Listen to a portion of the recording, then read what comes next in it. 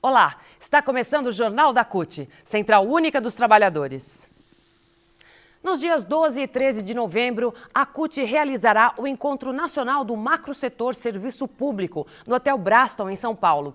Maria Faria, secretária-geral adjunta da CUT, fala sobre os objetivos do encontro.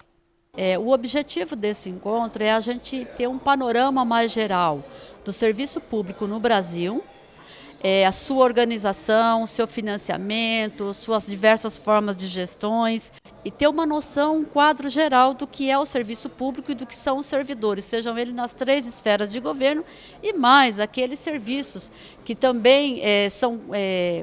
Não serviço, mas uma noção dos recursos humanos que trabalham no serviço público e que não são servidores públicos. Portanto, nós não estamos falando aqui só de servidores públicos, mas de uma forma geral, como é que o serviço público hoje é prestado no país, de que forma, com quais profissionais e de como eles são contratados e de que forma eles se organizam também. Negociação coletiva, direito de greve, né? Capacitação, qualificação, nós estamos falando inclusive de cargos, plano de cargos, carreiras e salário. Isso significa o quê? Mais do que pensar também a questão salarial, mas a evolução profissional de como é que as pessoas elas são valorizadas naquilo que elas fazem e naquilo que elas se qualificam para fazer e principalmente a finalidade e fim de tudo isso também é garantir que ao discutir o serviço público de forma geral, nós estamos também garantindo a melhoria da qualidade do atendimento do serviço público de forma geral. O presidente da Câmara dos Deputados, Marco Maia, anunciou que pretende colocar em votação ainda neste mês o projeto de lei que acaba com o fator previdenciário. O projeto, de autoria do senador Paulo Paim, do PT do Rio Grande do Sul, prevê que o cálculo do benefício seja feito pela média dos últimos 36 salários. Bom, a nossa expectativa é que o Congresso realmente vote o fim do fator previdenciário e que esse fim signifique uma proposta que realmente responda aos interesses nossos, interesses dos trabalhadores. E a nossa expectativa é que, de fato, no mês de novembro, conforme está sendo anunciado, essa votação se concretize. O que ainda nós estamos pendente é saber qual é o conteúdo da proposta que o Congresso votará na medida em que ele acaba com o fator previdenciário. Para nós ainda é incerto qual é o conteúdo. Se for o conteúdo que nós discutimos em 2010, do qual eu participei inclusive junto com os ministérios da Previdência, a Secretaria-Geral, mais a nossa executiva da CUT, é uma proposta da qual a CUT defende, que é a fórmula 85-95. Que é esta forma? Esta forma significa que as mulheres somam o tempo de contribuição com o tempo de idade, tem que dar 85 anos. No caso dos homens também, a mesma coisa, soma a idade com o tempo de contribuição, chegando a 95 ele se aposenta sem o fator previdenciário. Então, portanto, este é, nesse momento, ainda uma pergunta, uma incógnita que está para nós, qual é realmente a proposta que o governo, ou melhor, que o Congresso votará nos próximos dias, assim como está anunciando. Nós somos contrários ao fator previdenciário. Nós achamos que o fator previdenciário penitencia muitos trabalhadores que começaram a trabalhar mais cedo. E começar a trabalhar mais cedo por uma condição social que o Brasil tem, não por vontade dos trabalhadores que começam a trabalhar ainda criança. Desde que foi instituído o fator, a campanha da CUT é para que ele acabe. Vamos relembrar que ele foi instituído no governo FHC. De lá para cá, e depois do governo Lula, as centrais sindicais, capitaneadas pela CUT, têm estabelecido várias negociações com o governo, com o parlamento, com o objetivo de acabar com o fator. E uma das negociações que nós quase concluímos, e num caminho de acabar com o fator previdenciário, nós estabelecemos um paliativo de estabelecer o fator de 85-95, que se não resolve todo o problema, mas ameniza, no sentido de depois disso nós conseguirmos, num outro combate, num outro momento, convencer o parlamento a acabar de vez com o fator previdenciário que implica os trabalhadores começaram a trabalhar mais cedo, trabalhar mais. Mas tem uma ressalva em relação a isso. Existem membros do governo que querem acoplar a essa proposta do 85-95, aumentar a idade mínima para a aposentadoria, proposta com a qual a CUT não concorda. Nós estamos organizando a nossa central, os nossos sindicatos, para estarmos em Brasília quando da votação, para garantir que se vote a questão do 85-95 sem aumentar a idade mínima. A CUT realizou na última segunda-feira o segundo ato público contra a criminalização das greves pelo Poder Judiciário em Sergipe.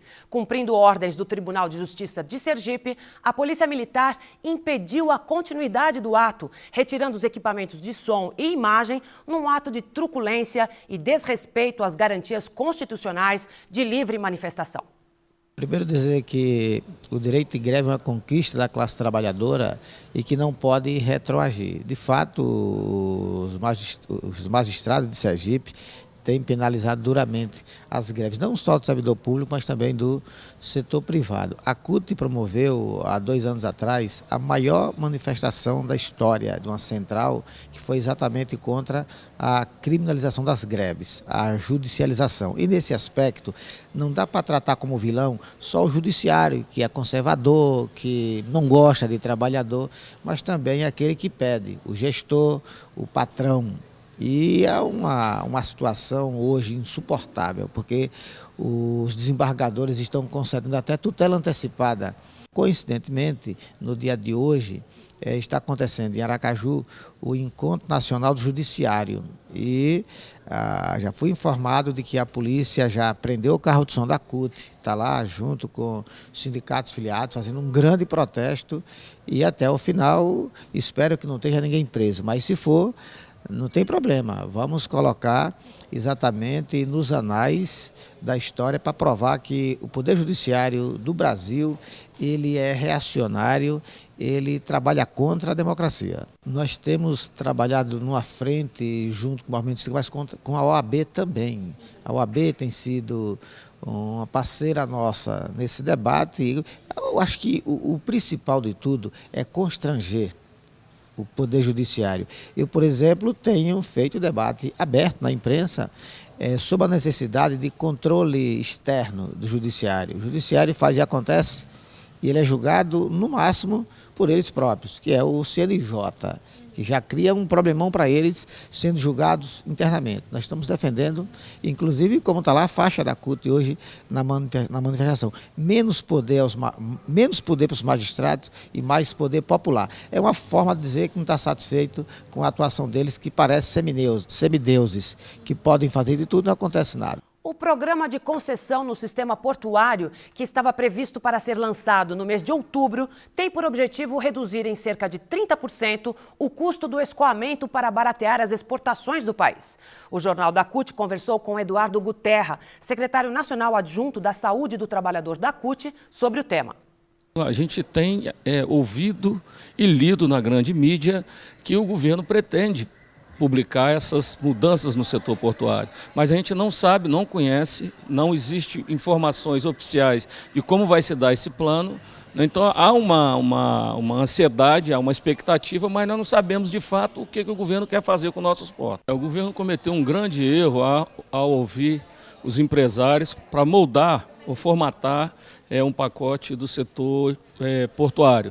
Em função de diversas ações do movimento social, porque havia uma preocupação do aprofundamento do processo de privatização, o governo recuou, está ouvindo técnicos do setor portuário, está ouvindo diversos atores do setor portuário e a gente espera que o governo não cometa o erro de entregar os portos mais ainda na mão da iniciativa privada. Se tiver efetivamente o sentido de aumentar as exportações, aumentar a movimentação de carga pelos nossos portos e reduzir o preço e o custo dessas mercadorias, terão o nosso apoio. Obviamente que desde que isso não venha com sacrifício dos trabalhadores. Nós estamos seguindo a orientação do Congresso da CUT, do 11º Congresso da CUT e da Executiva da CUT, que é trabalhar junto com o governo, defendendo contrapartidas sociais em casos típicos em que o governo incentiva aquela atividade, inclusive dando financiamento, reduzindo impostos.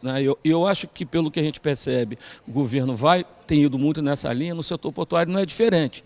E, obviamente, que nós estamos atentos, o movimento sindical está atento, justamente para que nós tenhamos contrapartida social e mais, no caso de novas tecnologias, né, de novos métodos de processamento de carga, que haja amparo social para os trabalhadores, conforme prevê a Convenção 137 da OIT. Portuários de todo o país participam hoje de uma audiência na Comissão Nacional de Direitos Humanos, no Senado, para debater uma solução para o Portos, previdência complementar da categoria que enfrenta problemas de falta de recursos para pagar benefícios dos participantes. Cerca de 11 mil assistidos e pensionistas, incluindo os dependentes, estão sendo prejudicados. A audiência contará com a presença de ministros representando o governo, dentre eles Brizola Neto e Gilberto Carvalho. Foi realizada esta semana em São Paulo a primeira Conferência Nacional de Negociação Coletiva, realizada pela CNM-CUT, Confederação Nacional dos Metalúrgicos da CUT. O evento reuniu mais de 180 dirigentes sindicais de vários estados. O contrato coletivo nacional é um instrumento necessário para combater as desigualdades salariais entre as regiões do Brasil. Um documento com a resolução da conferência será entregue à Secretaria-Geral da Presidência da República. E o Jornal da CUT fica por aqui. Até a nossa próxima edição.